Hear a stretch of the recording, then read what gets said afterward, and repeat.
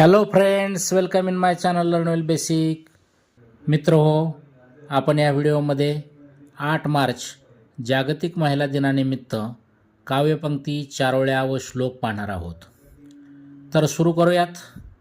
13व्या शतकात स्त्रियांमध्ये स्वाभिमान व आत्मविश्वास निर्माण करणाऱ्या व स्त्री शक्तीचा गौरव करणाऱ्या संत जनाबाईंनी लिहिलेल्या अभंगातील ओव्यांपासून. संत जनाबाई म्हणतात,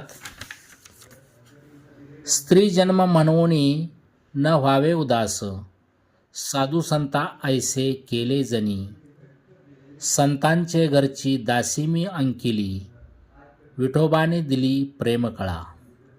त्यानंतर स्त्री महात्म्य सांगणारी पुढची ओवी पाहू. जोंधळ्या परास मी ग वाढविते तुरी, लेका परास मला लेकबाई प्यारी, लेका परीस लेक कशान झाली उनी, एका कुशीची रत्न दोनी, लेकीच्या आईला नका म्हणूसा हालकी, लेकाच्या आईला कुणी दिली अपालकी. यानंतर स्त्री महात्म्य सांगणारा श्लोक. यत्र नार्यस्तु पूज्यन्ते रमन्ते तत्र देवताः, यत्रैतास्तु न पूज्यन्ते सर्वास्तत्राफलाः क्रिया. अर्थात जिथे नारीचा सन्मान होतो तिथे देवता वास करतात आणि जिथे नारीचा अपमान होतो तेथील सर्व कार्य हे निष्फळ होते. पुढचा श्लोक. शोचन्ति जामयो यत्र विनश्यत्याशु तत्कुलं, न शोचन्ति तु यत्रैता वर्धते तद्दी सर्वदा.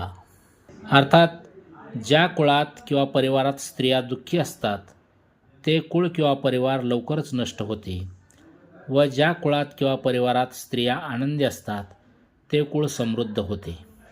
पुढची काव्यपंक्ती. स्त्री जन्मा तुझी ही कहाणी, हृदयी अमृत नयनी पाणी. यानंतरची काव्यपंक्ती. पिढ्यानपिढ्यांच्या निर्भय आम्ही भारतीय भगिनी, युगायुगांचे दुर्ग झुंजवू झुंजू सम्रांगणी. यानंतर मनुस्मृतीमध्ये आलेले मातेचे महत्त्व सांगणारे वाक्य. 10 उपाध्यायापेक्षा एक आचार्य श्रेष्ठ, 100 आचार्यांपेक्षा एक पिता श्रेष्ठ आणि 1000 पित्यापेक्षा एक माता श्रेष्ठ असते.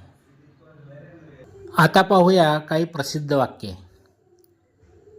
जगामध्ये 2च जाती आहेत, स्त्री व पुरुष. स्त्री पुरुष ही संसाराची 2 चाकं आहेत. प्रत्येक यशस्वी पुरुषाच्या मागे एक स्त्री असते.